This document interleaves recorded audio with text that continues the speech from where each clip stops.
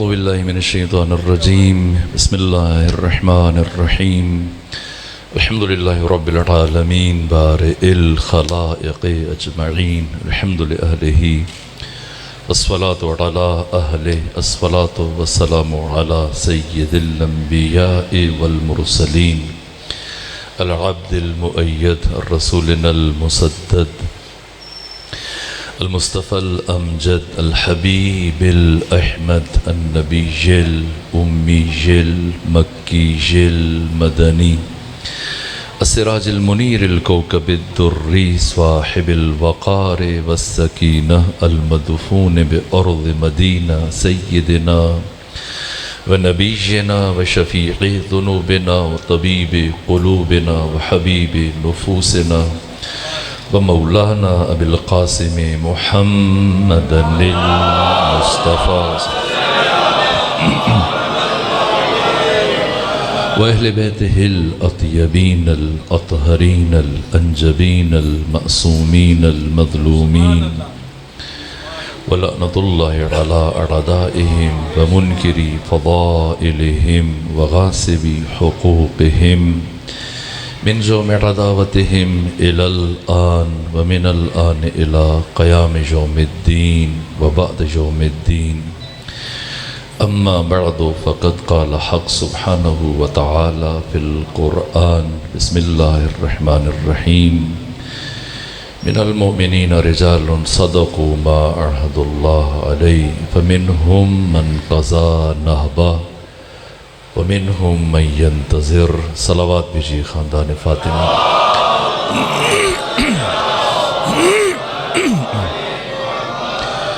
امام ششم حضرت امام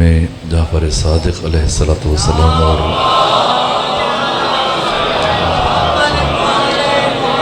جناب حضرت حمزہ سید الشہداء کی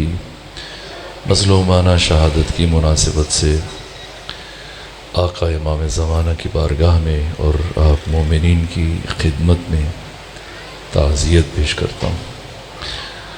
آج کی مجلس کا عنوان جس طرح سے بزرگوار نے فرمایا دو شخصیتوں سے متعلق ہے۔ آج کی گفتگو 15 شوال ایک طرف امام ششم کا روز شہادت ہے، دوسری طرف جناب حمزہ علیہ السلام کا، اور انہوں نے یہ خواہش کی کہ میں دونوں شخصیتوں سے متعلق کچھ عرض کروں۔ تو پہلے مرحلے میں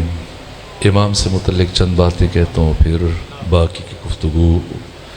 جناب حمزہ علیہ السلام سے متعلق کچھ عرض کروں۔ چہاردہ معصومین میں سے امام زمانہ کے علاوہ باقی معصومین اور ائمہ سب میں سے سن و سال کے اعتبار سے امام صادق مسن ترین شخصیت ہیں۔ مولائے متقیان کا سن مبارک 63 سالوں پر مشتمل ہے، جیسا کہ پیغمبر اسلام بھی 63 سالوں پر مشتمل۔ اس کے بعد پھر امام حسن مجتبیٰ آپ کی حیات طیبہ 47 سالوں پر مشتمل ہے۔ امام حسین علیہ السلام 57 سال ہیں، امام علی زین العابدین 57 سال ہیں، امام محمد باقر 57 سال ہیں۔ اس کے بعد پھر فرزند امام جعفر صادق حضرت امام موسیٰ کاظم آپ کی حیات طیبہ 55 سالوں پر مشتمل ہے۔ امام علی ابن موسیٰ الرضا کی حیات طیبہ 55 سالوں پر مشتمل ہے۔ اس کے بعد پھر ائمہ کی عمر کم ہونا شروع ہوئی، جیسا جیسا امام زمانہ کی ولادت کا وقت قریب آتا چلا گیا۔ فرزند امام علی ابن موسیٰ الرضا حضرت امام محمد تقی آپ کی کل عمر وقت شہادت 25 سال تھی۔ امام علی نقی علیہ السلام کی عمر مبارک وقت شہادت 40 سال تھی۔ امام عسکری 28 برس۔ اس اعتبار سے اگر معصومین میں سے دیکھا جائے ظاہری حیات طیبہ سب سے زیادہ مسن ترین امام جعفر صادق علیہ السلام ہے کہ آپ کی زندگی 65 سالوں پر مشتمل ہے، جن میں سے 30 سال آپ نے نائب امام کی حیثیت سے گزارے اور 35 سال آپ کا عہد امامت ہے۔ یہ 65 سال خود نائب امام کی حیثیت سے آپ کی جو زندگی گزری، اگر میں ایک اشارتاً عرض کروں، ابھی امام کا سن مبارک 83 ہجری میں آپ کی ولادت ہوئی اور 148 ہجری میں آپ کی شہادت ہوئی۔ ایک صلوات بھیجیے خاندان فاطمہ۔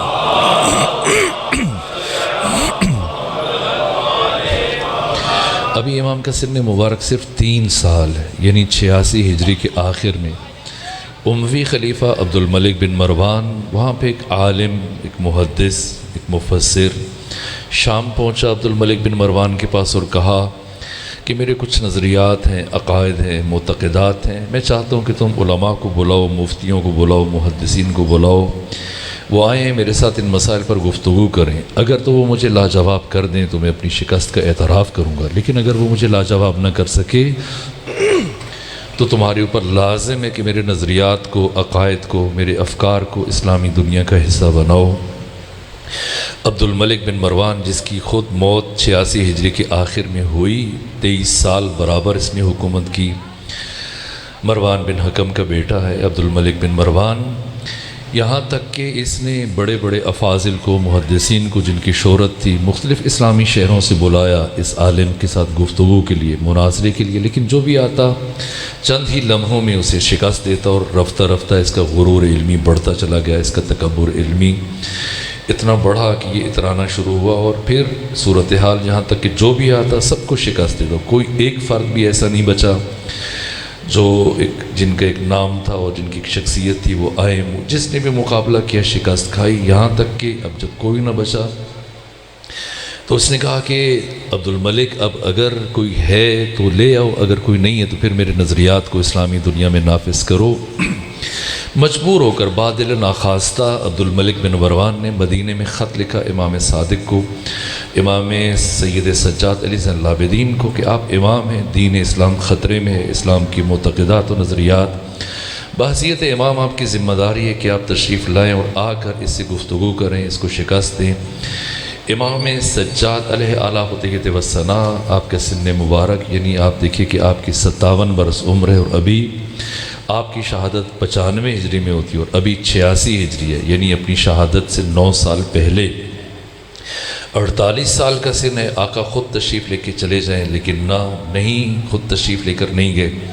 اگر کسی وجہ سے خود نہیں جاتے، اپنے فرزند امام باقر علیہ السلام کو روانہ کر دیں کہ جن کی عمر تقریباً 30 سال ہے،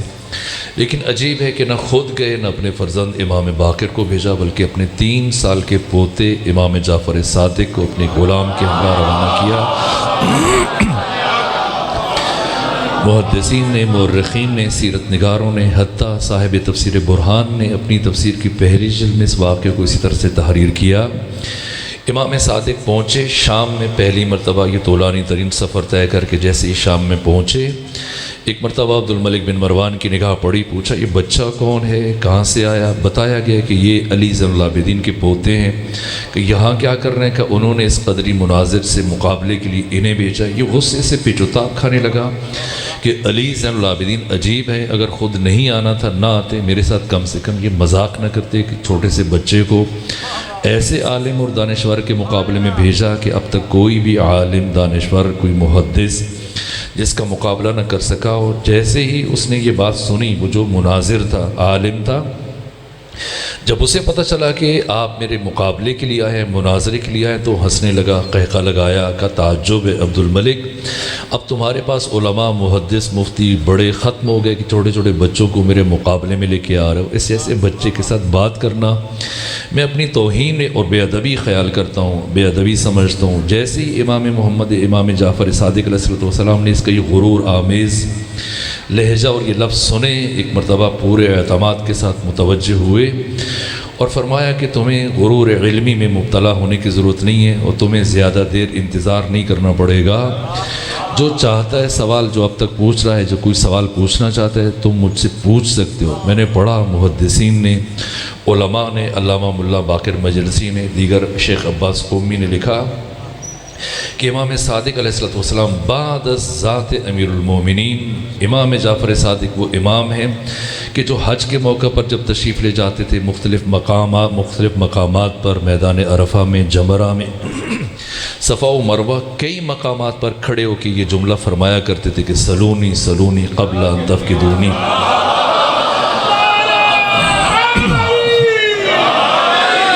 اسی طرح سے اس قدری مناظر کے مقابلے میں یہی فرمایا کہ تمہارا جو بھی سوال ہے مجھ سے پوچھ سکتے ہو۔ پہلی مرتبہ سلونی کا لفظ امام صادق نے اپنی زندگی میں 3 برس کی عمر میں استعمال کیا، تو اس نے کہا کہ اب تک جتنی بھی میں گفتگو کر چکا ہوں کوئی میرے کسی ایک نظریے کا جواب نہ دے سکا۔ میرا سب سے پہلا سوال اور نظریہ یہ ہے کہ انسان اپنے تمام تر امور میں، اپنے تمام تر معمولات میں، اپنے تمام تر افعال اور اعمال میں مستقل ہے، اور اللہ کو بندے کے کسی بھی عمل میں دخل و تصرف کا، مداخلت کا حق حاصل نہیں۔ پہلے عقیدے کا جواب دیں تاکہ میں دوسری بات کروں۔ امام نے پوچھا بتاؤ کیا تمہیں سورہ فاتحہ یاد ہے؟ کہا میں حافظ کل قرآن ہوں۔ امام نے فرمایا ضرورت نہیں ہے، صرف سورہ فاتحہ پڑھو۔ اس نے سورہ فاتحہ پڑھنا شروع کی، بسم اللہ الرحمن الرحیم، الحمدللہ رب العالمین، الرحمن الرحیم، مالک یوم الدین، ایاک نعبد و ایاک نستعین۔ آگے پڑھنے لگا۔ امام نے فرمایا رکو، ٹھہرو۔ کا کیوں؟ سورہ مکمل کرنے دیجیے۔ امام نے فرمایا ہرگز ضرورت نہیں ہے، اگر تمہارے عقیدے کے مطابق، بھائی اتنا بتاؤ کہ جب تمہارے عقیدے کے مطابق انسان اپنے ہر عمل میں مستقل ہے اور پروردگار کو بندے کے کسی بھی عمل میں، فعل میں مداخلت کا حق حاصل نہیں، تو پھر مجھے بتاؤ کہ ایاک نستعین کہہ کے خود خدا کو مداخلت کے لیے کیوں آواز دے رہے ہو؟ اس نے جیسی سنا ہل کر رہ گیا، اور اس کے بعد کہا کہ اللہ یعلم حیث یجعل الرسالۃ، اللہ بہتر جانتا ہے کہ اپنی رسالت کو کون سے خاندان میں قرار دے۔ یقین ہو گیا کہ جو پہلے آ رہے تھے وہ اور تھے، جو اب آیا ہے وہ اور ہے۔ پھر آگے بڑھا، امام کے ہاتھ کا بوسہ لیا، کہا میں اپنے نظریات اور افکار سے تائب ہوتا ہوں، رجوع کرتا ہوں۔ پھر امام کے ہاتھ پر بیعت کی اور اس ترتیب سے ہدایت حاصل کی، جو بعد میں خود امام کے شاگردوں میں بھی شامل ہوئے۔ اس طرح سے امام کی زندگی کے یہ 30 سال گزر گئے جو نائب امام کی حیثیت سے گزارے، اور پھر 35 سال آپ کا عہد امامت ہے۔ آپ کی عہد کی خصوصیت ہے کہ یہ خود امام کی ذات قیامت تک کے لیے مکتب اہل بیت کے پیروکاروں کے لیے وجہ تعارف قرار پائی۔ اب جتنے افراد تشریف فرمائیں سب کے سب مصطفی ہیں، سب کے سب علوی ہیں، سب کے سب حسنی ہیں، حسینی ہیں، باقری ہیں، مہدوی ہیں، لیکن اس کے باوجود دوست دشمن آپ کو مہدوی نہیں کہتے، مصطفی نہیں کہتے، سب کے سب آپ کو جعفری کہہ کے بلاتے ہیں۔ یہ آپ کا تشخص ہے، یہ پہچان۔ کیوں امام صادق کی شخصیت ہمارے لیے وجہ تعارف بنی؟ اس لیے کہ پچھلے ائمہ میں سے، معصومین میں سے کسی امام کو موقع نہیں ملا۔ مولا متقیان کی حیات طیبہ کو دیکھیے، آپ کی حیات طیبہ 63 سال ہے، 33 برس کی عمر میں آپ کی امامت کا آغاز ہوا۔ 30 سال آپ کا عہد امامت ہے، 25 سال کنوؤں میں خون کے آنسو بہاتے ہوئے گزر گئے، 4.25 سال آپ کا عہد خلافت ہے جو جنگوں میں گزر گیا۔ جیسے ہی آپ کی خلافت کا آغاز ہوا، آپ کی جنگ صفین کے لیے تیاری شروع کی، شام کی طرف جا رہے تھے، ادھر سے بہت سارے افراد اصحاب جمل مقابلے میں آئے، بصرہ کی طرف حضرت نے رخ کیا۔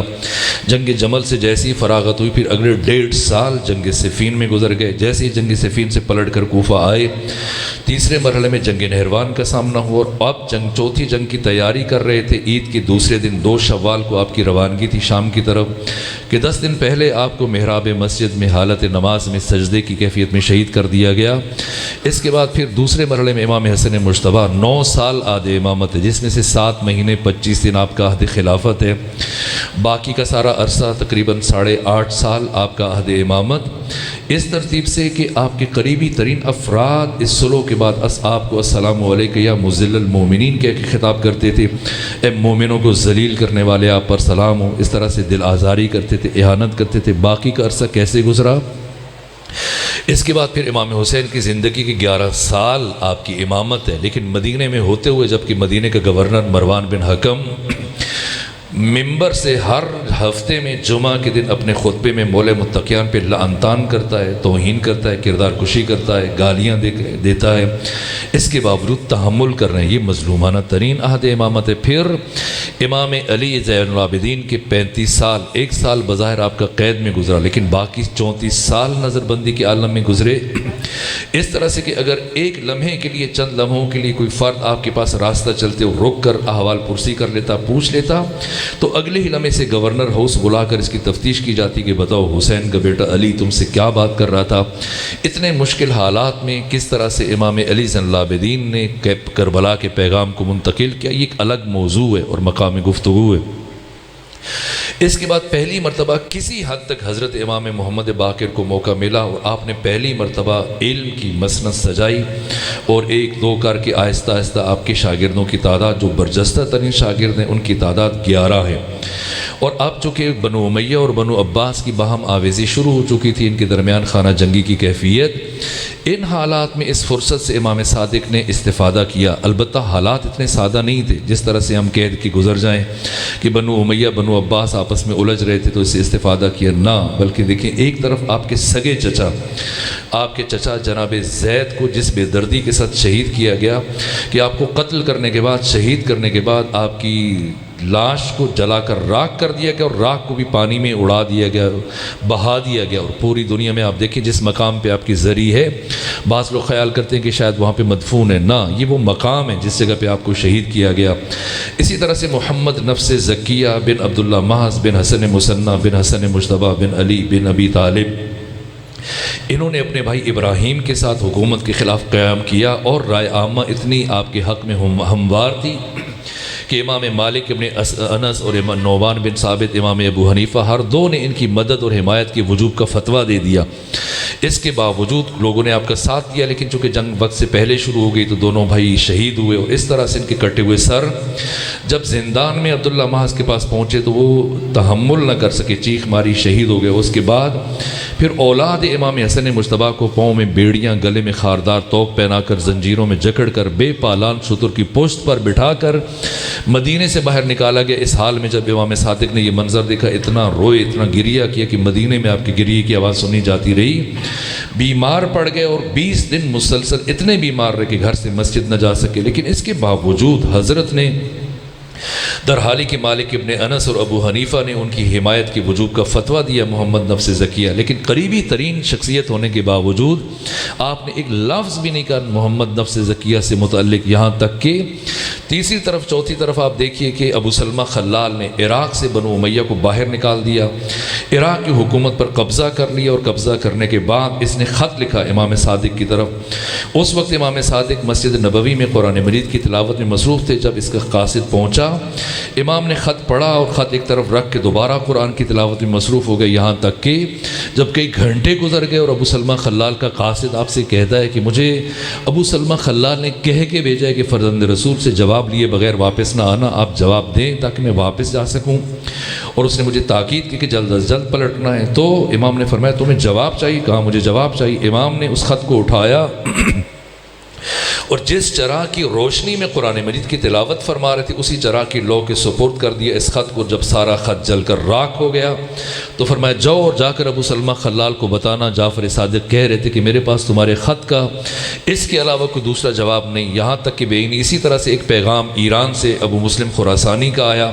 کہا کہ میں نے ایران کو بنو امیہ سے پاک کر لیا اور میرے پاس حکومت بن چکی ہے، آپ آئیں حکومت سنبھالیں۔ اسے بھی ملتا جلتا جواب دیا، مقصد حکومت کرنا نہیں ہے، حکومت برائے حکومت کی ارزش نہیں ہے۔ جس طرح سے مقامی ذیکار میں جنگ صفین کے موقع پر جب مولے متقیان اپنے ہاتھ سے پھٹی ہوئی جوتی گانٹ رہے تھے تو آپ کے چچا کے بیٹے حبر الامہ مفسر قرآن عبداللہ ابن عباس نے جب کھڑے دیکھ رہے تھے حیرت سے پھٹی ہوئی نگاہوں سے، تو حضرت نے جو جملے کہے کا پوچھا کہ بتاؤ تمہاری نگاہ میں اس خلافت کی قیمت کیا ہے؟ یہ سوئے پنجاب کی کوئی چیف منسٹر یا وزیر اعلیٰ نہیں ہے مولے متقیان، نہ جس طرح سے وہ 50-60 گاڑیاں لیے کبھی ادھر اترا کے ادھر سے ادھر سے یہاں عوام کے وسائل، عوام کی ضروریات واجبات ان کے دہن سے نوالا چھین کر جس ترتیب سے ایک صوبے کی حکومت اور غرور اور تنتنا اور تکبر۔ لیکن علی ابن ابی طالب پوری آدھی دنیا کے حکمران ہیں، 3 بر اعظموں کے مطلق العنان حکمران بلا شرکت غیرے، اپنے ہاتھوں سے 3 حکومتوں کا حکمران پھٹی ہوئی جوتی گانٹ رہے ہیں۔ اس لیے عبداللہ ابن عباس حیرت سے دیکھ رہے ہیں، یہاں تک کہ جب مولے متقیان نے دیکھا کہ اس طرح سے ٹکٹکی باندھے دیکھ رہے ہیں، پوچھا بتاؤ ابن عباس تمہارے خیال میں اس خلافت میری اس جوتی کی کیا قیمت ہے؟ کہا اگر ناراض نہ ہو تو آپ کی جوتی اتنی پھٹ چکی ہے کہ اگر آپ اسے پھینک دیں تو عرب کا فقیر ترین انسان بھی اس جوتی کو نہیں اٹھائے گا۔ یہ سنا تو فرمایا کہ اے عبداللہ ابن عباس سنو، تمہاری اس حکومت کی قیمت علی ابن ابی طالب کے نزدیک اس پھٹی ہوئی جوتی سے بھی کم تر ہے۔ سید العلماء علامہ علی نقی نقل نے خوبصورت جملہ ارشاد فرمایا. وہ کہتے ہیں کہ تاریخ بشری میں، تاریخ انسانی میں، تاریخ آدم و عالم و خاتم میں اور تاریخ انسانیت میں علی ابن ابی طالب وہ واحد حکمران ہے جو یہ جملہ کہہ سکتے ہیں کہ تخت سلطنت پست اور علی کی جوتی بلند. کیوں علی کہہ سکتے ہیں؟ کہ اس لیے کہ تخت سلطنت پر کبھی باطل کے پاؤں آئے، کبھی حق کے پاؤں آئے، لیکن علی کی جوتی وہ مبارک جوتی ہے جس میں ہمیشہ حق کے پاؤں آئے. یہ علی ابن ابی طالب فرما رہے ہیں کہ میرے نزدیک تمہاری اس خلافت کی قیمت اس پھٹی ہوئی جوتی سے بھی کم تر ہے اگر میں اس کے ذریعے سے نظام عدل قائم نہ کر سکوں. یہی بات ہے. اب امام صادق کے لیے حکومت برائے حکومت کی اہمیت نہیں ہے، جبکہ لوگ ان 92 سالوں میں 40 ہجری سے بنو امیہ کی باقاعدہ حکومت شروع ہوئی، 132 پہ آ کے ختم ہوئی، 8 سال کم ایک صدی سے. ان 92 سالوں میں جس طرح سے انہوں نے اسلام کا جنازہ نکالا، اسلام کی تعلیمات کو کھلواڑ کیا کہ مدینے کے لوگ تابعین کی اولادیں دین کے ابتدائی ترین مسائل تک بھول چکے ہیں، نماز کے وضو کے مسائل بھول چکے ہیں. ان حالات میں حکومت کرنا مقصد نہیں ہے، لوگوں کو اسلام ناب محمدی سے کما حق کو آشنا کرنا، مسند ہدایت بچھانا، لوگوں کو معرفت دینا، یہ ذمہ داری. اس لیے امام نے ان تمام چیزوں میں سے کسی کو درخورد اعتراض نہیں جانا اور حکومت کی ہر طرح کی پیشکش کو رد کرتے ہوئے علم کی مسند سجائی اور اپنے بابا کے چھوڑے ہوئے 11 شاگردوں سے دنیا کی اس عظیم النظیر یونیورسٹی کا آغاز کیا کہ قیامت تک جس کے لیے مثال لانے سے دنیا قاصر ہے، اور یہ تعداد بڑھتے بڑھتے بڑھتے 4000 افراد تک جا پہنچی. اب جزیات کے بیان کرنے کا وقت نہیں ہے. امام کے مناظرے جو ابو شاکر دیسانی کے ساتھ دلچسپ مناظرہ ابن درہم کے ساتھ ہے، باقی افراد کے ساتھ شروع میں اگر کوئی مناظر آتا آپ سے گفتگو کے لیے، بحث کے لیے، تو امام اس سے خود گفتگو کرتے تھے، لیکن رفتہ رفتہ جیسے جیسے وقت گزرتا چلا گیا امام نے مختلف علوم میں مختلف شخصیتوں کو تیار کیا. علوم قرآن میں، تفسیر میں، قرآن مجید کے معارف نے جناب حمران جیسی برجستہ ترین شخصیت کو تیار کیا. لغت اور ادبیات میں ابان بن تغلب کو تیار کیا. علم کلام میں، عقائد میں مومن طاق جیسی شخصیت کو تیار کیا. علم حدیث میں ابو بصیر کو تیار کیا. علم فقہ میں جناب زرارہ کو تیار کیا. علم کیمیا میں جابر ابن حیان جیسی شخصیت کو تراشا. یہ جابر ابن حیان جنہیں دنیا بابا کیمیا کہتی ہے، فادر آف کیمسٹری کہتے ہیں، یہ امام صادق کے 4000 شاگردوں میں سے ایک شاگرد ہیں. یہ بابا کیمیا، فادر آف کیمسٹری، جن کو شرق و غرب تسلیم کرتی ہے. یہ جابر ابن حیان 400 کتابیں لکھی اور 400 میں سے ایک کتاب جو آیت اللہ مرشی نجفی کتاب خانے موجود ہے، یہ جملہ لکھا. یہ کہتے ہیں کہ قیامت تک آنے والا کوئی ایک دانشور میرے کسی ایک بھی نظریے کو رد نہیں کر سکتا، اس لیے کہ میں امام جعفر صادق کا شاگرد ہوں. بشریت کو اس بام عروج تک پہنچایا، اس کمال تک پہنچایا، یہاں تک کہ اب اگر کوئی فرد پہلے کوئی آتا تھا امام سے بحث کے لیے، گفتگو کے لیے، مناظرے کے لیے، امام خود اس سے گفتگو کرتے، مناظرہ کرتے.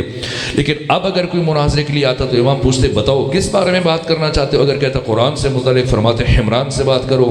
اگر کہتا ادبیات میں بات کرنا چاہتا ہوں، فرماتے ابان بن تغلب سے بات کرو. اگر کہتا عقیدے میں بات کرنا چاہتا ہوں، توحید اور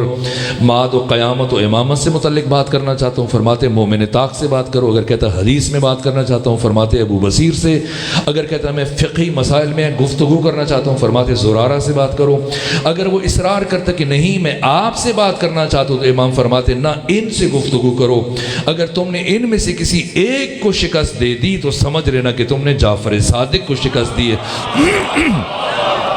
مرید پرور نہیں تھے، شخصیت پرور تھے. اتنی بڑی بڑی شخصیتوں کو تراشا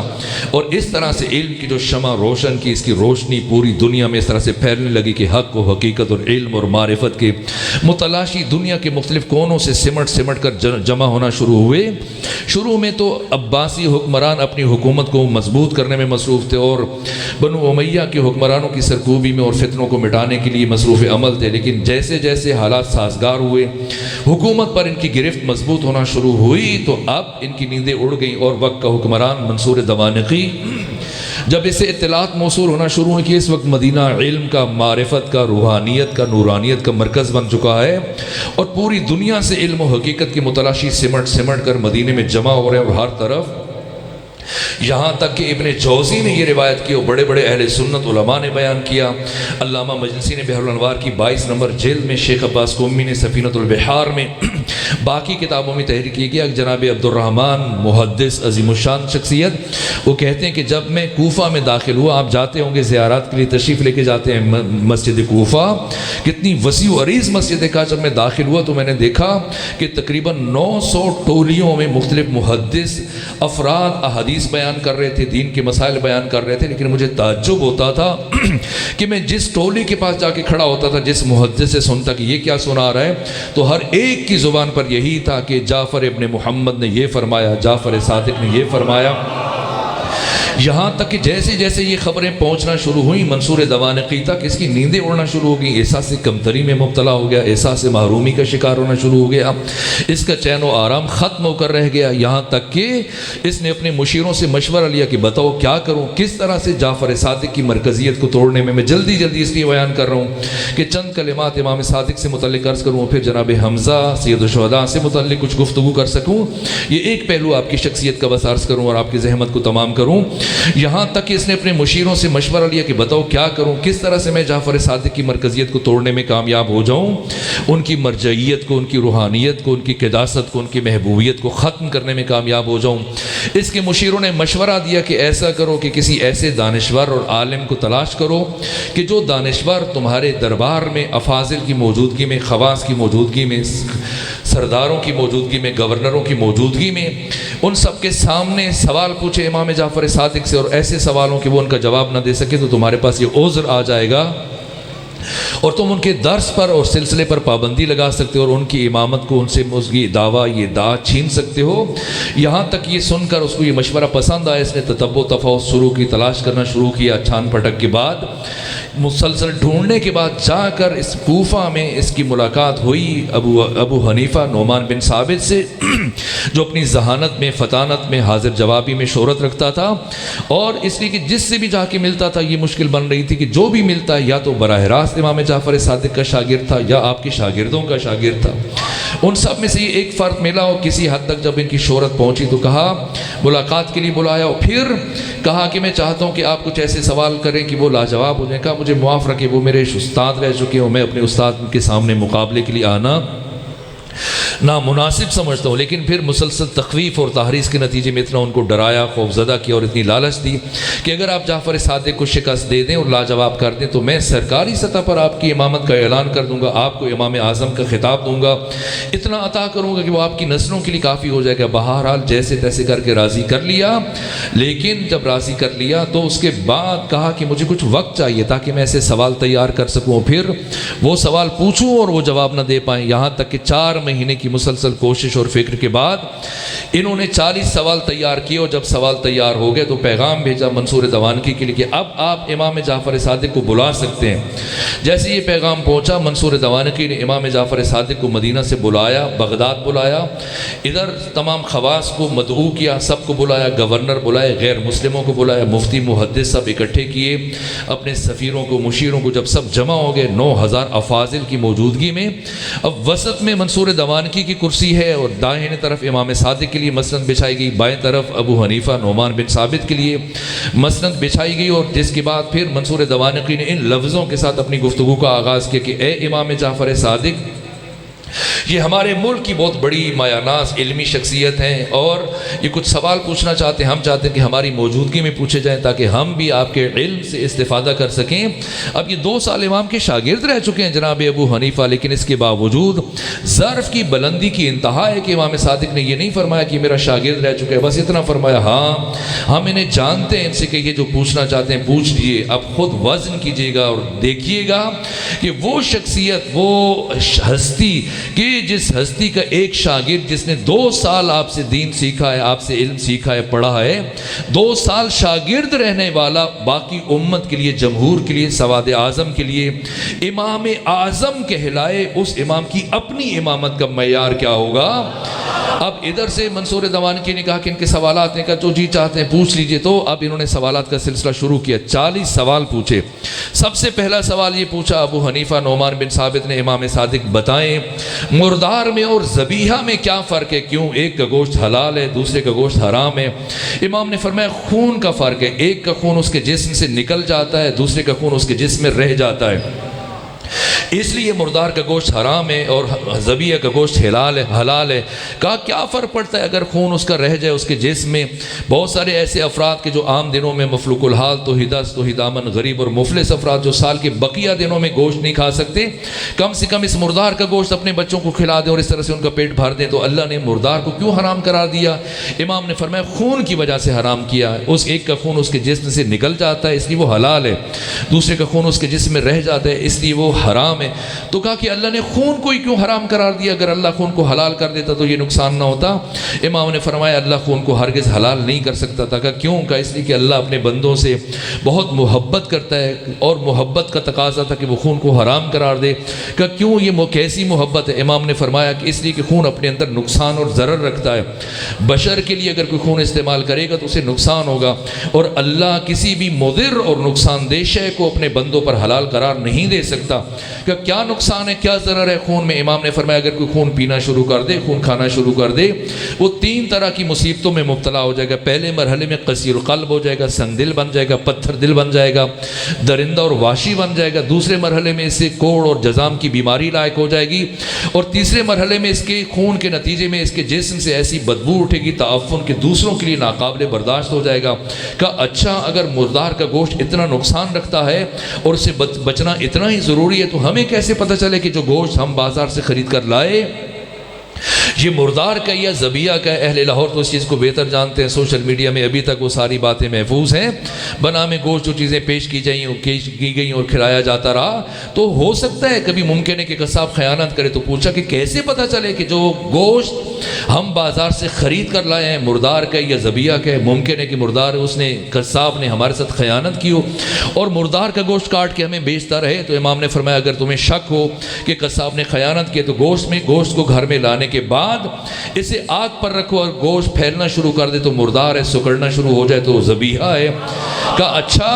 اگر ذبیحہ کی اتنی اہمیت ہے تو پھر مچھلی کو تو ذبح نہیں کیا جاتا، اس کا ذبیحہ کیا ہے؟ امام نے فرمایا مچھلی پانی کے اندر مرے مردار ہے، پانی سے باہر آ کر مرے ذبیحہ ہے۔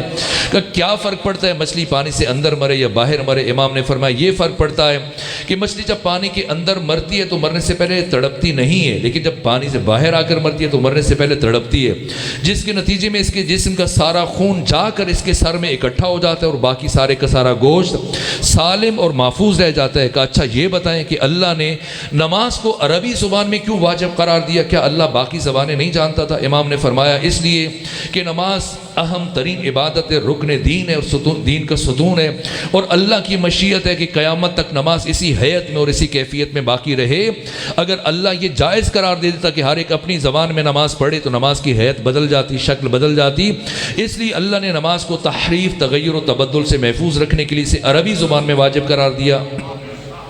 کہ کیا خدا ہر جگہ موجود نہیں ہے؟ فرمایا ہر جگہ موجود ہے۔ کہا اگر ہر جگہ موجود ہے تو پھر پروردگار نے خانہ کعبہ کو کیوں قبلہ قرار دیا جبکہ ہر جگہ موجود ہے؟ جس کا جی چاہے جس طرف منہ کر کے نماز پڑھنا شروع کر دے۔ امام نے فرمایا نظم و ضبط کے لیے اللہ مسلمانوں کو منظم و مرتب دیکھنا چاہتا تھا، اس لیے اس نے کعبہ کو قبلہ قرار دیا۔ کہا اچھا اگر اسلام میں اس نظم کی اتنی اہمیت ہے تو پروردگار نے پھر موت کے لیے ایک ہی سبب اور ایک ہی وقت اور ایک ہی وجہ کیوں نہ معین کر دی؟ امام نے فرمایا یہ رحمت الہی کے خلاف تھا۔ اگر اللہ موت کا ایک وقت اور ایک ہی وجہ اور سبب معین کر دیتا تو لوگ اپنی موت سے غافل ہو جاتے، جس کے نتیجے میں ان کے کمال کا سفر رک جاتا اور اس غفلت میں وہ ہلاک ہو جاتے اور اس طرح سے ان کے کمال کے سفر سے محروم رہ جاتے۔ اچھا اس کے بعد کہا کہ ایسی جنت کا کیا فائدہ کہ انسان خود تو جنت میں چلا جائے لیکن اس کے بیوی بچے بہن بھائی ماں باپ اولاد سب کے سب جہنم میں چلے جائیں۔ جب بھی اسے جنت میں اپنے بچوں کی یاد آئے گی، اپنے ماں باپ کی یاد آئے گی، بہن بھائیوں کی، اپنے دوستوں کی، یہ جنت اس کے لیے جہنم بن جائے گی۔ امام نے فرمایا ایسا نہیں ہوگا۔ کہ کیوں ایسا نہیں ہوگا؟ امام نے فرمایا جنت میں پہنچنے کے بعد انسان کی عقل کامل ہو جائے گی، اور جب انسان کی عقل کامل ہو جائے تو اس کی دوستی اور دشمنی کا معیار صرف خدا بن جاتا ہے، اور جب دوستی اور جب دوستی اور دشمنی کا معیار خدا بن جائے تو انسان کبھی بھی اللہ کے نافرمانبردار اور اللہ کے دشمن کے لیے پریشان نہیں ہوتا۔ کہا کیا وجہ ہے کہ آپ کے شیعہ، آپ کے محب جو آپ کی ولایت و امامت کو مانتے ہیں، یہ اعمال میں، نماز روزے میں، عبادات میں سستی کرتے ہیں، غفلت کرتے ہیں، لیکن جو آپ کی امامت کو نہیں مانتے، آپ کی ولایت کو نہیں مانتے، یہ نماز روزہ بڑی باقاعدگی سے ادا کرتے ہیں اور بڑی پھرتی سے، چابک دستی سے اعمال کو انجام دیتے ہیں۔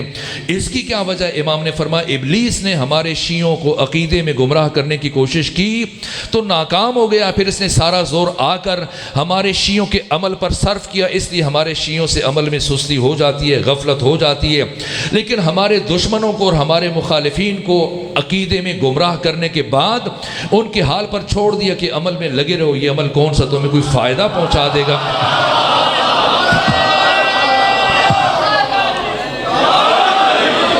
کہا کہ یہ سید ہونا کون سی بڑی بات ہے، اولاد فاطمہ ہونا کون سی بڑی بات ہے، اولاد فاطمہ زہرا ہونا یہ کون سا بڑا شرف ہے۔ امام نے فرمایا کیا یہ شرف کم ہے کہ ہر ایک ہمارے نسب میں شامل ہونے کی کوشش کرتا ہے، ہم کسی کے نسب میں شامل ہونے کی کوشش نہیں کرتے۔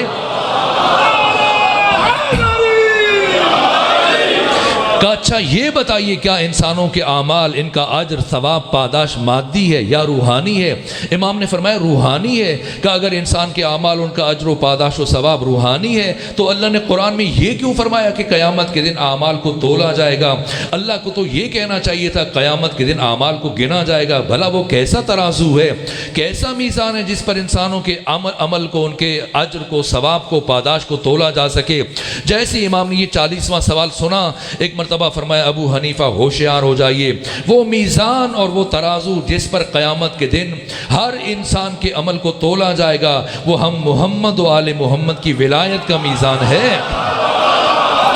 اگر ولایت ہے تو ہر عمل قبول کر لیا جائے گا، اور اگر ولایت نہیں تو ہر عمل خواہ وہ کتنا ہی کیوں نہ اس کے منہ پر مار دیا جائے گا۔ جیسی 40 سوال اس نے پوچھے، امام نے ہر سوال کا جواب دیا۔ ہر سوال کے جواب میں علماء بصرہ کا نظریہ بیان کیا، علماء کوفہ کا نظریہ بیان کیا، علماء حجاز کا نظریہ بیان کیا، پھر قرآن اور سنت سے ہر سوال کے جواب میں اپنا نقطہ نظر بیان کیا۔ اگرچہ منصور دوانکی نے بلایا تھا، اس کے بہکاوے میں آ گئے، ڈر کی وجہ سے، خوف کی وجہ سے، لالچ کی وجہ سے، بالآخر علم دوست تھے، امام کے شاگرد تھے، 2 سال برابر سیکھتے رہے، پڑھتے رہے۔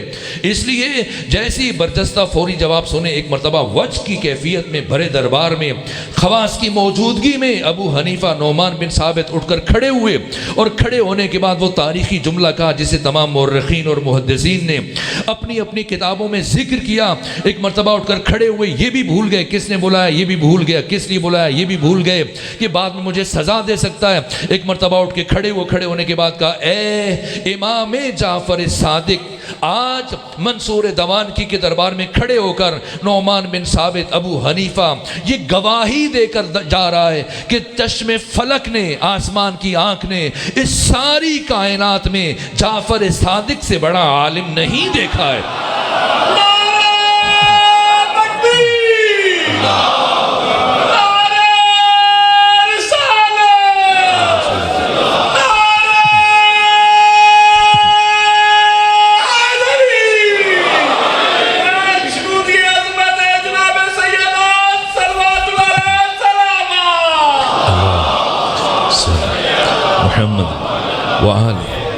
ایک مرتبہ منصور دوانکی ہل کر رہ گیا، وہ چاہ رہا تھا کہ امام کے سلسلہ ہدایت کو، رشد کو پابندیاں عائد کر دے، روک دے، آپ کی امامت کے آگے روڑے اٹکانے میں کامیاب ہو جائے، لیکن اس کی یہ سازش خود اس کے گلے پڑ گئی۔ وہ چاہ رہا تھا کہ امام کے سلسلہ رشد و ہدایت پر پابندیاں عائد کر دے، آپ کے درس پر پابندی عائد کر دے، لیکن اس کی سازش کے نتیجے میں خود اس طرح سے ہوا کہ امام کی شہرت عوام سے نکل کر خواص تک پھیل گئی، اور اب علم و حقیقت کے متلاشی خود خواص میں سے اٹھ کر جا کر امام کے شاگردوں میں شامل ہونے لگے۔ یہاں تک اس کی پریشانی اور بڑھی، نیندیں اڑ گئیں، اور اس پریشانی کے عالم میں اس نے خواص کو جمع کیا، اپنے مشیروں کو پوچھا بتاؤ ہماری کوشش ناکام ہوگی، اب کیا کریں، کس طرح سے ہم امام صادق کے سلسلے کو روکنے میں کامیاب ہو جائیں؟ تو اس کے وزیر نے، ربی نے، جو فضل ابن ربی کا باپ تھا، مشورہ دیا ایسا کرو کہ تم یہ اعلان کر دو، یہ قانون جاری کر دو پوری اسلامی دنیا میں کہ آج کے بعد اگر کوئی جعفر صادق کے پاس جائے گا دین سیکھنے کے لیے، مسائل شرعی پوچھنے کے لیے، تو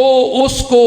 سرکاری خزانے میں 1 درہم ٹیکس جمع کروانا پڑے گا۔ لیکن اس کے برخلاف اگر کوئی ہمارے مفتی کے پاس جائے گا، امام اعظم کے پاس جائے گا یا ان کے نمائندوں کے پاس جائے گا تو اسے تشویق کے طور پر 1 درہم انعام میں دیا جائے گا۔ جیسے یہ خبر عام ہوئی، مومنین میں آپ کے شاگردوں میں پریشانی کی لہر دوڑ گئی، اور ان میں سے پھر آپ کے شاگرد جناب حضرت ابو بصیر، انہوں نے مزدوری کی، 1 درہم لیا، جا کے خود حکومت کے سپاہیوں کو جو مسجد نبوی کے دروازے پر کھڑے تھے ان کو ادا کرنے کے بعد پریشانی کے عالم میں امام کے پاس آئے، آ کر عرض کیا حضرت اب تو آپ کی زیارت مشکل ہو گئی، اکثریت پریشان ہے۔ امام نے پوچھا کیا ہوا؟ کہا اگر ہم دن میں مزدوری کریں، 1 درہم کمائیں، اور وہ 1 درہم آپ کی زیارت کے لیے، آپ سے سیکھنے کے لیے، آپ کے درس میں بیٹھنے کے لیے حکومت کے سپاہیوں کو ٹیکس جمع کروا دیں تو گھر کیسے چلائیں، بچوں کو کیا کھلائیں، گھر کو ادارہ کیسے کریں، اور اگر گھر کا نظام چلائیں تو آپ کی زیارت اور آپ کے رشد و ہدایت و علم سے، معرفت سے محروم رہ جائیں گے۔ جیسے ہی پریشانی کا اظہار کیا حضرت نے تبسم فرمایا، مشکل کشا کا بیٹا مشکل کشا بن گیا، اور فرمایا اے ابو بصیر اس میں پریشانی کی کیا بات ہے، پہلے جاؤ حکومت کے مفتی کے پاس جاؤ اور جا کر ایک مسئلہ پوچھ لو اور بدلے میں 1 درہم لے لو، اور پھر وہی درہم اٹھاؤ حکومت کے سپاہیوں کو ادا کرو، جعفر صادق کے پاس آ جاؤ، دین لے کر چلے جاؤ۔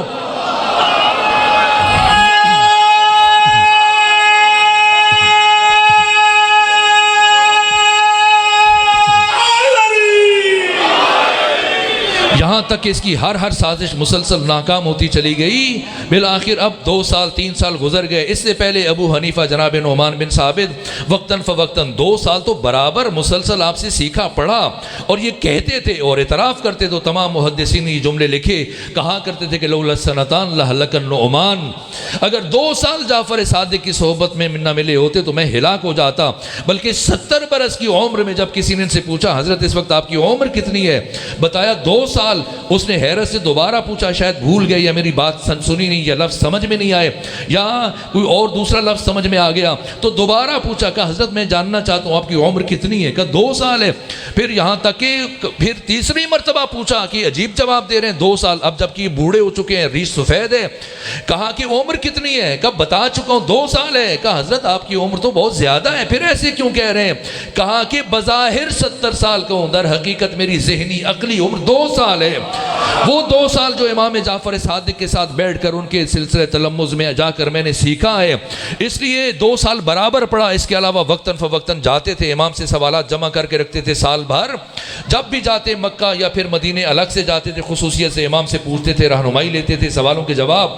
لیکن اب ہمت نہیں پڑ رہی ہے کہ کیسے جائیں، وہ شخصیت جس نے چلنا سکھایا، وہ شخصیت جس نے بولنا سکھایا، اور دشمن کے بہکاوے میں آ کر یا خوف کی وجہ سے اسی شخصیت کے مقابلے میں آ گئے، اس لیے شرمندہ ہیں، شرمسار ہیں، پشیمان ہیں، اس لیے ہمت نہیں پڑ رہی۔ یہاں تک کہ 2-3 سال گزر گئے، اور پھر 2-3 سال گزرنے کے بعد حج سے پلٹتے ہوئے مدینہ گئے تاکہ ہمت جمع کی جاؤں، امام کے پاس جا کر عذر خواہی کروں، کچھ سوال پوچھوں۔ لیکن جب یہ گئے دق الباب کیا، امام کے غلام نے دروازہ کھولا، جب دروازہ کھولا اور امام صادق کے غلام نے دیکھا کہ سامنے ابو حنیفہ کھڑے ہیں تو کہا کہ اے ابو حنیفہ مجھے ایک فہرست دے رکھی ہے امام صادق نے جی، جس میں چند نام لکھے ہیں، اور مجھ سے امام نے یہ کہہ رکھا ہے کہ ان افراد سے میں ہرگز ملاقات نہیں کرنا چاہتا، اور اے جناب ابو حنیفہ اس فہرست میں آپ کا نام بھی شامل ہے، اس لیے میں آپ سے عذر خواہی کرتا ہوں، آپ واپس چلے جائیے، میں آپ کو آنے کی اجازت نہیں دے سکتا۔ اس کے باوجود جب انہوں نے یہ بات سنی تو ایک گوشے میں کھڑے ہو گئے، یہاں تک کہ کچھ وقت گزرنے کے بعد امائدین کوفہ کا ایک وفد آیا، انہیں جب اس نے باریابی ملا، اجازت ملی، اندر گئے تو یہ بھی اسی وقت میں شامل ہو کر اندر چلے گئے، اندر جا کے بیٹھے، اور جیسے ہی امام صادق تشریف لائے انہوں نے پہلی بات یہاں سے آغاز کی، کہا کہ اے امام صادق میں نے سنا ہے کہ کوفہ کے مومنین، اہل کوفہ آپ کے محبین، وہ بعض اصحاب رسول کو لعن طعن کرتے ہیں، انہیں برا کہتے ہیں، گالیاں دیتے ہیں، اب جب کہ آپ کے پاس امائدین کوفہ کا ایک وفد پہنچا ہوا ہے تو میں چاہتا ہوں کہ آپ کوئی ایسی تحریر اور کوئی ایسی خط ان کو لکھ کر دے دیں تاکہ جا کر یہ خط آپ کے چاہنے والوں کو جو کوفہ میں رہتے ہیں، وہ مومنین جو آپ کی امامت و ولایت کو تسلیم کرتے ہیں، مانتے ہیں، یہ خط ان تک پہنچ جائے اور وہ اس برے عمل سے باز آ جائیں اور ایسا کام نہ کریں۔ امام نے فرمایا کون ہماری بات کو سنتا ہے، کون ہماری بات کو اہمیت دیتا ہے؟ کہ کیسے اہمیت نہیں دیتے جبکہ وہ آپ کی ولایت اور محبت کا دم بھرتے ہیں، اگر آپ خط لکھیں یقیناً آپ کی بات کو مانیں گے۔ امام نے فرمایا ابو حنیفہ چھوڑو ان کو، اپنی بات کرو، تم 2 سال साल बराबर मेरे शागिर्द रह चुके हो, मुझसे सीखते रहे हो, मुझसे दीन सीखा है, मुझसे पढ़ा है, इसके बावजूद कि तुम मेरे शागिर्द रह चुके हो, मैंने तुम्हें अपने घर में आने की इजाज़त नहीं दी, तुम बगैर इजाज़त अंदर आ गए। मैंने तुम्हें बोलने की इजाज़त नहीं दी, तुम बगैर इजाज़त लिए बोलना शुरू हो गए। तो जब मेरा अपना शागिर्द मेरी बात मानने के लिए तैयार नहीं, तो किसी और से क्या तवक्को रखूं कि वो मेरी बात को मानेगा। ए अबू हनीफा, मैंने सुना है कि आजकल आपने इमामत का दावा कर रखा है और अपने तई खुद को इमाम समझते। कहा क्यों नहीं, जबकि अल्लाह ने मुझे ये सलाहियत दी है, इस्तेदाद और लियाकत दी है, तो मैं क्यों खुद को इमाम ना कहलवाऊं और क्यों मैं फतवा जारी ना करूं। इमाम ने फरमाया अच्छा, अगर तुम्हारा ये ख्याल है और ज़ाम है कि तुम इमामत की सलाहियत रखते हो, तुम में इमामत की इस्तेदाद पाई जाती है, तो ये बताओ कि अगर कोई शख्स हालत एहराम में हिरन के ऊपर वाले दांत तोड़ दे तो इसका कफ़ारा क्या है। ये सुना, कुछ ने तामुल किया और तामुल के बाद सर उठाया और कहा इमाम माफ़ कीजिए, मुझे इस मसले का नहीं मालूम, इसका जवाब नहीं पता। इमाम ने फरमाया अबू हनीफा ताज्जुब है, आपको तो ये भी नहीं पता कि हिरन के ऊपर वाले दांत होते ही नहीं है।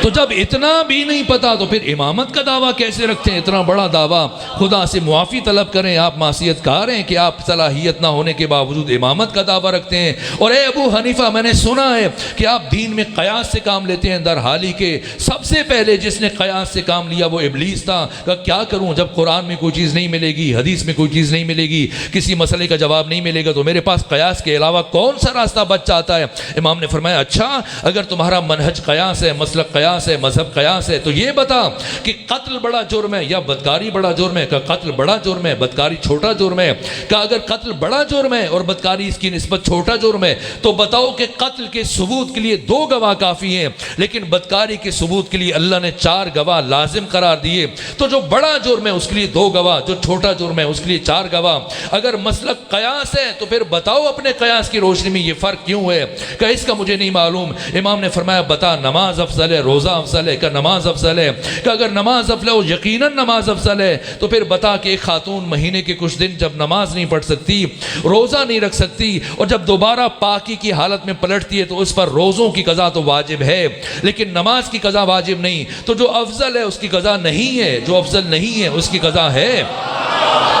अगर मसलक कयास है तो बता इसकी क्या वजह है। का नहीं मालूम। का बता औरत कमज़ोर है, मर्द कमज़ोर है। का औरत कमज़ोर है तो का जो कमज़ोर है उसका मीरास में हिस्सा ज़्यादा होना चाहिए ताकि उसके ज़ोफ़ व नातवानी और कमज़ोरी का जुबरान हो जाए। का ऐसा ही है। इमाम ने फरमाया लेकिन बरअक्स है, मर्द का हिस्सा ज़्यादा है, तो बता इसकी क्या वजह है। अगर मसलक कयास है। का नहीं मालूम। का बताओ नेकी का कमाल क्या है। का नहीं मालूम। का बताओ आकिल किसे कहते हैं। का जो खैर व शर में फ़र्क कर सके। इमाम ने फरमाया ये काम तो जानवर भी कर सकता है। बता कुरान किसे आकिल का है। का नहीं मालूम। का बताओ कि अगर कोई 10 दिरहम से कम चोरी करे उस पर उसको कोई हद जारी नहीं होगी, लेकिन अगर 10 या इससे ज़्यादा दिरहम चोरी करता है या इसकी मालियत के बराबर तो इसके हाथ कटेंगे और हद जारी होगी। और दूसरी तरफ अगर कोई किसी का हाथ काट दे तो उसको दियत में 500 दिरहम अदा करने पड़ेंगे। तो ये 50 गुना का फ़र्क क्यों आ गया कि 10 दिरहम है, उधर 500 दिरहम है। का नहीं मालूम। उसने 40 सवाल पूछे थे, इमाम ने भी 40 सवाल पूछे, और सबसे आखिर में जो इमाम ने सवाल पूछा, फरमाया बता ये जो कुरान मजीद की आयत है कि तुम्मा लतुसअलुन्ना यौमा इज़िन अनिन नईम, कि फिर क़यामत के दिन इनसे नेमतों से मुताल्लिक सवाल किया जाएगा। अबू हनीफा मुझे बताओ वो कौन सी नेमत है जिससे मुताल्लिक क़यामत के दिन सवाल किया जाएगा। का यही जो हम खाते हैं, पीते हैं, पहनते हैं, इस्तेमाल करते हैं। इमाम ने फरमाया अगर तुम्हारे ज़ाम में और तुम्हारे ख़याल में ये नेमतें मुराद हैं तो फिर बता। अगर कोई शख्स तुम्हें अपने घर खाने पर बुलाए, तुम्हारे लिए दस्तरखान बिछा दे, बेहतरीन खाने चुन दे, मशरूबात सजा दे, तुम्हें अच्छे से खिलाए पिलाए, और जब तुम्हें रुखसत करे तुम्हें बेहतरीन तोहफे दे, तुम्हारे लिए लिबास और पारसे दे, तुम्हारे लिए खुशबू हदिया करे, और जब तुम्हें रुखसत कर दे इज्जत के साथ, एहतराम के साथ, फिर कुछ वक्त के बाद जब लोगों के दरमियान तुम्हें मौजूद पाए तो सबके बीच में खड़े करके तुमसे पूछना शुरू कर दे बताओ जब फला दिन तुम मेरे घर में आए थे मैंने तुम्हें खाने में क्या दिया था, पीने में क्या क्या दिया था, बाद में कौन कौन से तोहफे दिए थे। तो बताओ ऐसे शख्स के बारे में तुम क्या राय कायम करोगे। कभी यही सोचूंगा बड़ा कमज़र्फ आदमी है, बहुत कमीना शख्स है, खिलाने के बाद पिलाने के बाद जतला रहा है। का अब बताओ खुदा के बारे में क्या ख्याल है। خدا کے بارے میں کیا خیال ہے؟ کیا تو اللہ سے متعلق یہ عقیدہ رکھتا ہے کہ دنیا میں تمہیں کھلائے گا پلائے گا اور پھر قیامت کے دن ان چیزوں سے متعلق تم سے پوچھے گا اور سوال کرے گا؟ کہ پھر آپ بتائیے وہ کون سی نعمت ہے؟ فرمایا ہوشیار ہو جا، وہ نعمت کے قیامت کے دن جس سے متعلق ہر انسان سے سوال کیا جائے گا، وہ ہم محمد و آل محمد کی ولایت کی نعمت ہے۔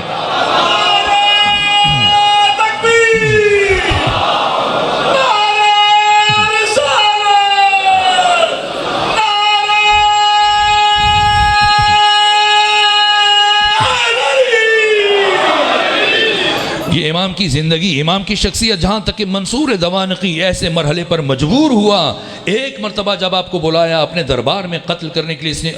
انوکھی سازش رچائی، لیکن آج چونکہ دوسری مناسبت کا بھی خیال رکھنا ہے اس لیے میں یہاں سے گزر رہا ہوں اور پھر کبھی یہاں سے باقی کے مراحل آپ کی خدمت میں عرض کروں گا۔ 3 مرتبہ امام صادق کے گھر کو آگ لگائی، اور جب تیسری مرتبہ آگ لگائی میں بیان نہیں کر سکتا کہ اس نے کیا ظلم کیا، اور اپنے گھر سے، امام کے گھر سے مدینے کے گورنر کے دربار تک کس طرح سے امام کو کتنی بے ادبی کے ساتھ لے کے جایا گیا، کبھی عرض کروں گا، اور ممکن ہوا تو شاید ایک جملہ عرض کر دوں۔ دوسری بڑی شخصیت جناب حضرت حمزہ بن عبد المطلب، کیا شخصیت ہے! جس طرح سے حضرت ابو طالب عمران ختمی مرتبت سے 35 سال بڑے تھے سن میں، آپ کی حیات طیبہ 88 سالوں پر مشتمل تھی۔ 35 سال پہلے عام الفیل سے پہلے، چونکہ ختمی مرتبت کی ولادت آپ کی عام الفیل میں ہوئی، اور 35 سال پہلے جناب حضرت ابو طالب عمران کی، اور اسی طرح سے 4 سال عام الفیل سے پہلے جناب حضرت حمزہ بن عبد المطلب کی ولادت ہوئی۔ آپ کی والدہ گرامی جناب حالہ بنت وہب، یہ بہن ہے جناب آمنہ بنت وہب کی، اس اعتبار سے یہ دوسرا رشتہ ہے ختمی مرتبت کا۔ اور میں نے بعض روایات میں دیکھا ہے کہ جناب صوبیہ کے ہاں ختمی مرتبت رکے تو انہوں نے بھی جناب صوبیہ کے ہاں دودھ پیا، ایک طرح سے یہ رضائی بھائی بھی کہا جاتے ہیں، یہ بعض مورخین کا، سیرت نگاروں کا ایک نظریہ ہے۔ اس کے علاوہ تو سن کا فرق 4 سال ہے، 4 سال پیغمبر گرامی اسلام سے بڑے تھے۔ بچپنے سے ختمی مرتبت کے ساتھ ان کی محبت عجیب تھی، جس کی مستقل داستانیں ہیں، یہاں تک کہ آپ کے شرف سے متعلق، آپ کے مقام سے متعلق جو ختمی مرتبت نے فرمایا ہے، جس کو بحر الانوار کی 22 نمبر جلد میں امام صادق کی حدیث سے ملا باقر مجلسی نے بیان کیا کہ عرش کے ستون پر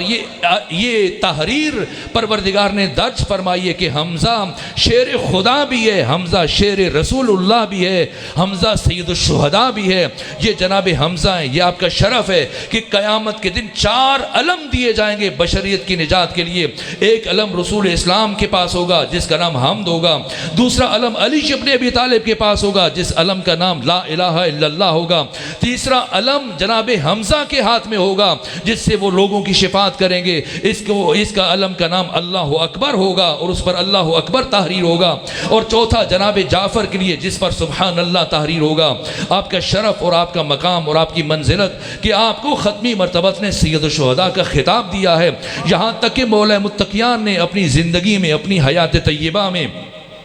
جب شش رکنی شورا بیٹھی ہوئی تھی، وہاں جو اپنے افتخارات بیان کیے، وہاں یہ بیان فرمایا کہ مجھے یہ شرف حاصل ہے کہ اللہ نے مجھے حمزہ جیسا چچا عطا کیا جو کسی بھی دوسری شخصیت کو عطا نہیں کیا، جس کی دنیا میں مثال نہیں ملتی ہے۔ یہ جناب حمزہ کہ امام حسن مصطفیٰ 44 ہجری میں جب شام پہنچے امیر شام کے دربار میں، کبھی وہ خطبہ عرض کروں گا، اس خطبے میں جناب حمزہ کا شرف بیان کیا اور آپ کے مقام و منزلت کو بیان کیا، اور یہ شرف ہے جناب حمزہ کا کہ حسین ابن علی علیہ آلاف و تحیت و ثنا روز عاشور اپنے آخری خطبے میں جناب حمزہ کی افضلیت بیان کر رہے ہیں، ان کا مقام بیان کر رہے ہیں، اسلام پر ان کے احسانات بیان کر رہے ہیں، اور جناب سیدہ زہرا نے عبید اللہ ابن زیاد کے دربار میں بھی جناب حمزہ کا ذکر کیا، یزید ابن معاویہ ابن ابو سفیان ابن حرب ابن امیہ کے سامنے جا کر بھی جناب حمزہ کا ذکر کیا، امام سجاد نے بھی اپنی زندگی میں آپ کے مقام کو بیان کیا، آپ کی علم، آپ کی معرفت، آپ کی شجاعت، آپ کی سخاوت، آپ کا جود و کرم اس درجہ شجاع تھے کہ کسی نے آپ کو بتایا، ابھی تک آپ نے جناب حضرت ابو طالب عمران کے حکم پر اپنے ایمان کو علنی نہیں کیا تھا، ظاہر نہیں کیا تھا، یہاں تک کہ کسی نے آپ کو بتایا آ کر کے ابو جہل جناب ختمی مرتبت کی توہین کر رہا ہے، ان سے متعلق بری باتیں کر رہا ہے، لوگوں کو ہنسا رہا ہے، اسی کیفیت میں چلتے ہوئے پہنچے جناب حضرت حمزہ بن عبد المطلب اور جا کر کر پہنچ کر دیکھا ابھی وہ اسی کیفیت میں جملے کس رہا ہے. آگے بڑھے, آپ چونکہ شکار سے پلٹ رہے تھے, جنگل سے آ رہے تھے, راستے میں آپ کو یہ اطلاع ملی, وہیں سے وہ تیر کمان آپ کے پاس تھا. اسی کمان سے پورے مکہ کی گلیوں میں اتنا مارا ابو جہل کو, گھسیٹتے گھسیٹتے مارتے مارتے, یہاں تک کہ پھر ابو جہل معمولی شخص نہیں ہے, اس کا حلقہ ہے, اس کا قبیلہ ہے, سردار ہے, اس کی حیثیت ہے. اس کا بیٹا اکرمہ بن ابو جہل موجود ہے, باقی اس کے قبیلے کے جنگجو موجود ہیں, لیکن اتنی ہیبت ہے, اتنا روب ہے, اتنا دبدبا ہے, اتنا مقام ہے کہ جناب حمزہ اسے پاؤں سے گھسیٹ رہے ہیں پورے مکے کی گلیوں میں, اور سر پر اتنی کمانوں سے ضربے ماری کہ اس کا خون جاری ہوا, سر چگافتہ ہوا. اور اس کے بعد لوگ حیرت سے دیکھتے تھے, سینکڑوں کی تعداد میں کھڑے ہو کر تماشا دیکھ رہے تھے. اور جناب حمزہ پورے جلال کے عالم میں فرما رہے تھے, اگر کسی میں ہمت ہے, کسی نے اپنی ماں کا دودھ پیا تو آؤ اس کو مجھ سے چھڑا کر لے جاؤ. یہ شخصیت ہے, یہ جناب حمزہ. اس لیے اس ہستی کو رسول اللہ نے حکم خدا سے اللہ کا شیر کہا ہے اور اپنا شیر کہا ہے, اور سید الشہداء کا خطاب دیا ہے, یہاں تک کہ خود ختمی مرتبت کا پیغام پہنچا, اور جناب حضرت ابو طالب کا پیغام پہنچا کہ ہم نہیں چاہتے, یہ مصلحت کے خلاف ہے, آپ ابو جہل کو آزاد کر دیجئے. اس طرح سے ابو جہل کو آزاد کیا. اس کے علاوہ پھر جناب حضرت ابو طالب عمران کا یہ حکم تھا کہ میرے بھتیجے محمد مصطفیٰ کو ایک لمحے کے لیے اکیلا نہ چھوڑا جائے. جو شخصیتیں آپ کی حفاظت پر مامور تھی مکہ میں, ان میں سر فہرست جناب حضرت حمزہ تھے. اسی طرح سے مولا متقیان, کچھ فرائض مولا متقیان ادا کرتے تھے, کچھ فرائض جناب حمزہ. اس طرح سے مکی زندگی گزر گئی. اس کے اہم ترین واقعات ان سے گزرتے ہوئے چونکہ وقت ختم ہوا, 2 سے 4 جملے اور عرض کروں. یہاں تک کہ مدینہ جو جن شخصیات نے سب سے پہلے ہجرت کی, ان میں سر فہرست جناب حمزہ ہیں. ختمی مرتبہ نے جس طرح سے ذمہ داریوں کو تقسیم کیا, خود جس طرح سے آپ نے اپنا خار سور میں رکے ٹھہرے, جو آپ نے اپنی حکمت عملی اختیار کی, علی کو مکہ میں چھوڑا اور خود مکہ میں موجود نہیں ہے, مکہ سے جا چکے ہیں, 3 دن برابر غار سور میں قیام کیا. علی ابن ابی طالب علیہ آلاف و تحیت وسنا کو مکہ میں چھوڑا, وہ خاص حکمت تھی. اور دوسری طرف جناب حمزہ کو مدینے میں چھوڑا, یہ کہ مدینے کے تمام امور آپ سے متعلق ہیں اور آپ نے ان کی ذمہ داری کرنی ہے. یہ شرف ہے, یہ رسول اسلام کا اعتماد ہے جناب حمزہ پر. کسی بھی دوسری شخصیت کو منتخب نہیں کیا, نہ انصار میں سے نہ مہاجرین میں سے, اور کہا کہ جب تک میں نہیں پہنچ جاتا اے حمزہ, آپ نے مدینہ میں میرا نائب بن کے رہنا ہے. اور مسلمانوں کے لیے پیغام بھیجا کہ آپ نے حمزہ کے حکم کو میرا حکم سمجھ کر تعمیل کرنی ہے. یہ حمزہ کا شرف ہے, یہ آپ کی فہم ہے, یہ آپ کی فراست ہے, یہ آپ کی بصیرت ہے, یہ آپ کی شخصیت ہے. ادھر مولا متقیان ہے, فواتم کا قافلہ لے کے جا رہے ہیں, وہ باقی واقعات کے 8 افراد آپ کا راستہ روکنے کے لیے آئے. اسی طرح سے راستے میں ایک شجاعت ہے جو جناب حمزہ سے متعلق ہے, اس سے بھی گزرتے ہوئے پھر اسلام کی سب سے پہلی جنگ بدر کا سامنا ہوا, جو 17 رمضان المبارک کو 2 ہجری میں لڑی گئی. اس جنگ میں سب سے پہلے مرحلے میں عتبہ, عتیبہ, شیبہ, یہ 3 افراد آئے کفر کے لشکر کی طرف سے. ادھر سے انصار میں سے 3 شخصیتیں آئیں, آپ جانتے ہیں ان کے نام. جیسے یہ 3 افراد آئے, عتبہ نے پوچھا یہ کون ہے, بتایا گیا یہ موعوذ ہیں, فلاں ہیں, فلاں ہیں, فلاں ہیں. کہا ہم کل کے عزت داروں کو نہیں پہچانتے, ہمارے مقابلے میں وہ افراد آئیں جو خاندانی شرف اور خاندانی نجابت کے حامل ہوں. یہاں تک کہ ختمی مرتبت نے کیا کن شخصیتوں کو چنا, ایک طرف جناب عبیدہ ابن حارثہ کو چنا ہے. ان کا رشتہ وہی ہے جو مولا متقیان کا رشتہ ہے, مولا متقیان کو منتخب کیا. تیسرے مرحلے میں جناب حمزہ کو, تینوں کو روانہ کیا. جب تینوں گئے تو عتبہ کے مقابلے میں جو امیر شام کا نانا تھا, شیبہ جو اس کا بھائی تھا, ولید جو اس کا ماموں تھا, تینوں کے مقابلے میں 3 شخصیتیں گئیں. عتبہ کے مقابلے میں جناب حمزہ گئے, اور ابو عتبہ کے مقابلے میں جناب عبیدہ بن حارثہ گئے, شیبہ کے مقابلہ میں جناب حمزہ گئے, اور ولید سے مقابلے میں مولا متقیان گئے. کس طرح سے مولا متقیان نے پہنچتے ہی ولید کو حرف غلط کی طرح سے مٹا دیا. بھاگ کر یہ چاہتا تھا کہ اپنے باپ عتبہ کی گود میں سر رکھے, لیکن اس سے پہلے کہ آگے بڑھتا, اس طرح سے دو نیم کیا علی ابن ابی طالب نے. ادھر مولا متقیان کی تکبیر کی آواز بلند بلند ہوئی اور ولید کو دو نیم کیا، ادھر سے جناب حمزہ نے شیبہ کے دو ٹکڑے کر دیے، اور پھر دوسری طرف یہ عتبہ جناب عبیدہ بن حارثہ کی پنڈلی کاٹ چکا تھا اور پنڈلی کا گودا باہر آ رہا تھا۔ اس کیفیت میں اللہ کے یہ دونوں شیر جھپٹے اور جا کر ان کی تلواریں بلند ہوئیں، تلواریں چمکی، اور دونوں نے مل کر ایسی ضرب لگائی کہ ایک مرتبہ عتبہ ٹکڑوں میں بٹ گیا۔ اس طرح سے پھر جنگ سب سے زیادہ کشتے 70 افراد قتل ہوئے، 35 علی کے ہاتھ سے مارے گئے، 21 حمزہ کے ہاتھ سے مارے گئے۔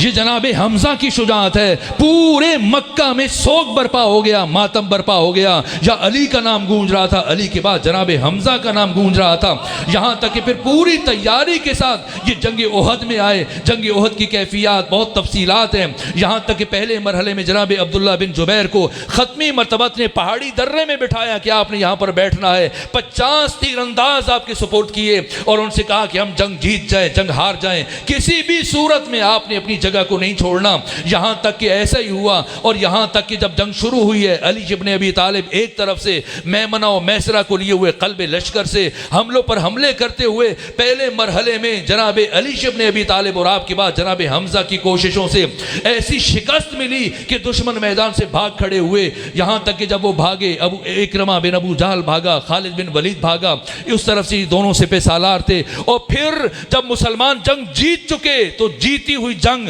ایک مرتبہ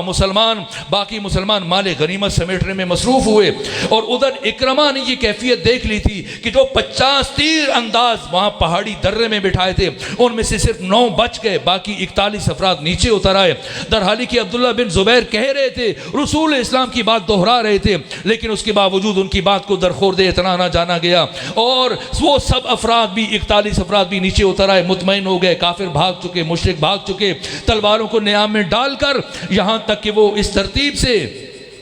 مال غنیمت سمیٹنے میں مصروف ہو گئے، یہاں تک کہ اکرمہ بن ابی جہل نے خالد بن ولید کے ساتھ مل کر جب واپسی دوبارہ حملہ کیا تو قرآن مجید فرماتا ہے کہ استسعدون ولا تلون علی احد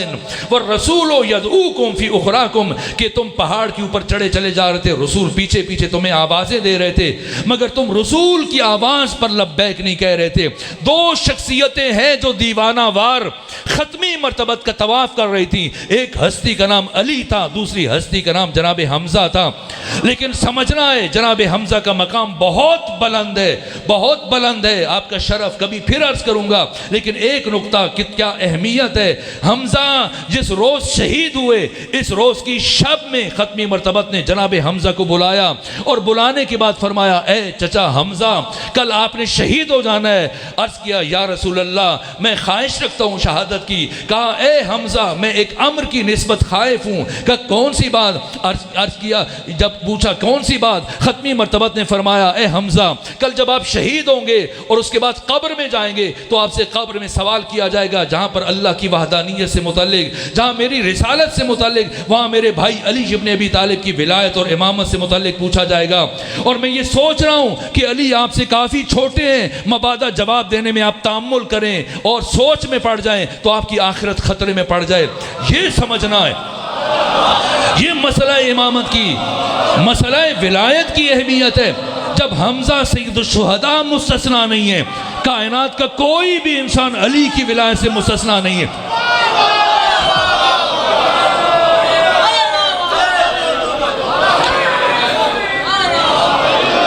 ایک مرتبہ پورے عرفان کے ساتھ، پوری معرفت کے ساتھ میں نے پڑھا جنگ احد میں جس طرح بڑھتے تھے جناب حمزہ کشتوں کے پشتے لگا دیتے تھے، سر اڑ رہے تھے فضاؤں میں، اس ترتیب سے کہ بعض افراد حتیٰ مولے متقیان نے کہا جناب حمزہ چچا حمزہ کچھ احتیاط سے کام لیجئے، اس طرح سے جمع مردی سے آپ ہر سمت و سو بڑھ رہے ہیں، آپ جری ہیں، آپ شجاع ہیں، آپ بہادر ہیں، لیکن دشمنوں کی تلواریں بزدل اور بہادر کا فرق نہیں رکھتی ہیں، تو آپ کسی حد تک احتیاط سے کام لیجئے اور میرے ساتھ مل کر پشت سے پشت جوڑ کر حملہ کیجئے۔ لیکن اس کے باوجود جناب حمزہ کی وہ کیفیت تھی، رات میں بشارت مل چکی تھی، بس میرے عزیزو وہ مرحلہ آیا کہ ایک مرتبہ کسی شخص کو جو معین کیا گیا تھا اور جو لالچ دی گئی تھی وہ کتنی شرمناک ہے، تاریخ کے صفحات میں وہ ساری باتیں محفوظ ہیں، یہاں تک کہ وہ عرب وحشی بڑھا، اس طرح کہ اس نے قلب رسول مآب کو خون کر دیا۔ اس طرح سے کہ ختمی مرتبہ پہلی مرتبہ اس طرح سے گریہ کرتے ہوئے دیکھے گئے۔ میرے عزیزوں کیا مرحلہ ہے، کیا منظر ہے۔ ایک مرتبہ جس طرح سے یہ وحشی آگے بڑھا اور اس نے نشانہ لے کر دور سے فاصلے سے اس طرح سے جناب علی اکبر کے، جناب حمزہ کے سینے کا انتخاب کیا۔ ایک کربلا کی جنگ ہے جہاں حسین کا علی اکبر، جس طرح سے علی اکبر شہید ہو رہے ہیں اسی طرح سے جناب حمزہ کی شہادت ہو رہی ہے۔ میرے عزیزوں کچھ شہیدوں نے اہل بیت کو رلا دیا ہے، اور ان میں جناب حمزہ کی بھی شخصیت ہے۔ اس بے دردی سے مارا گیا، پہلے تو آپ کے سینے میں نیزہ پار کر گیا، اور دوسری طرف کیا ظلم کیا گیا۔ ایک مرتبہ زمین کانپ گئی، آسمان کے قدسیوں نے گریہ کیا، ملائکہ نے گریہ کیا۔ وہ چچا حمزہ جن کے لیے ختمی مرتبت کے پاس ایک شخص آیا، کہا کہ میرے ہاں بیٹا پیدا ہوا، میں اس کا نام رکھنا چاہتا ہوں۔ فرمایا میری خواہش ہے تم اس کا نام حمزہ رکھو، مجھے دنیا میں یہ نام سب سے زیادہ عزیز ہے، رسول اسلام کا محبوب جناب حمزہ۔ اس طرح سے نیزہ مارا گیا۔ ایک مرتبہ خود کو زینے فرس پر نہ سنبھال سکے، زمین پر آئے، لیکن جس طرح سے ایک جنگ کا نقشہ بدل چکا تھا، مسلمان بھاگ چکے تھے، علی پیغمبر کے دفاع میں مصروف تھے کہ اسی وسط میں ایک مرتبہ وہ وحشی بڑھا، آگے بڑھ کر اپنے خنجر سے جناب حمزہ کے سینہ کو چیرنا شروع کیا، سینے کو چیرنا شروع کیا، کلیجہ باہر نکالا، جگر باہر نکالا، آپ کے کانوں کو کاٹا ہے، آپ کے ناک کو کاٹ دیا گیا۔ اس طرح سے عرب کے ایک فاحشہ خاتون نے، فاحشہ عورت نے جناب حمزہ کے اعضاء کا ہار بنا کر گلے میں، یہاں تک کہ آسمان کے قدسیوں نے گریہ کیا۔ صحابہ پلٹ رہے تھے، مدینے میں سوگ کی فضا تھی، گھروں سے گریے کی آواز بلند ہو رہی تھی۔ آپ بھی اس طرح گریہ کریں جیسے رسول چاہتے ہیں۔ ایک مرتبہ پیغمبر اسلام نے جب گریے کی آواز سنی، کہا ارے اپنوں کو، اپنے شہیدوں پر گریہ کر رہے ہو، کاش کوئی میرے چچا حمزہ پر گریہ کرے۔ آج بھی مدینہ میں رسم ہے، جب کسی کا کوئی فرد گھر کا مر جاتا ہے، پہلے جناب حمزہ سے متعلق گریہ شروع کیا جاتا ہے، پھر اپنے میت پر گریہ کیا جاتا ہے۔ وہ حمزہ جس پر رسول اللہ نے گریہ کیا، جن پر جناب سیدہ زہرا نے گریہ کیا۔ میں نے پڑھا مولا علی شیر خدا نے اتنا گریہ کیا، حضرت کی آنکھیں سرخ ہو گئیں، اور جب بھی حمزہ کا ذکر کرتے تھے، گریہ کرتے تھے، یاد کرتے تھے، یہاں تک کہ وہ مرحلہ جس وقت علی ابن ابی طالب کے گلوئے اطہر میں رسی ڈالی گئی، کسے یاد کیا؟ حمزہ کو یاد کیا۔ کہ آج اگر میرا چچا حمزہ ہوتا تو کسی میں جرت نہیں تھی کہ علی سے اتنی گستاخی کرتا، علی سے اتنی بے ادبی کرتا۔ یہاں تک کہ میں نے پڑھا ہے کہ محبوب ابن لبیب، یہ رسول اسلام کا صحابی تھا، یہ جب دیکھا کہ جناب سیدہ زہرا رحلت رسول کے بعد جناب حمزہ کی قبر پر جا کر بیٹھی ہیں، جا کر گریہ کر رہی ہیں اور فرما رہی ہیں اے کاش آج آپ ہوتے تو حق اس طرح سے پائمال نہ ہوتا۔ اے حمزہ اچھا ہوا آپ احد میں شہید ہو گئے، اس لیے کہ اگر آپ ہوتے تو وہ منظر کبھی نہ دیکھ سکتے جب سیدہ زہرا کے دروازے پر کچھ افراد جمع ہو کر اس دروازے کو آگ لگا رہے تھے۔ میں چاہتا ہوں ذکر سیدہ پر آخری جملہ تمام کروں۔ ایک مرتبہ کچھ افراد اکٹھے ہوئے، آگے بڑھے، در فاطمہ کو آگ لگائی۔ میرے عزیزوں پھر 50 میں سے پھر دروازہ گرا۔ بس اسی جملے پہ چاہتا ہوں، خود جناب حمزہ کی روح شریک ہے اس مجلس میں، میں چاہتا ہوں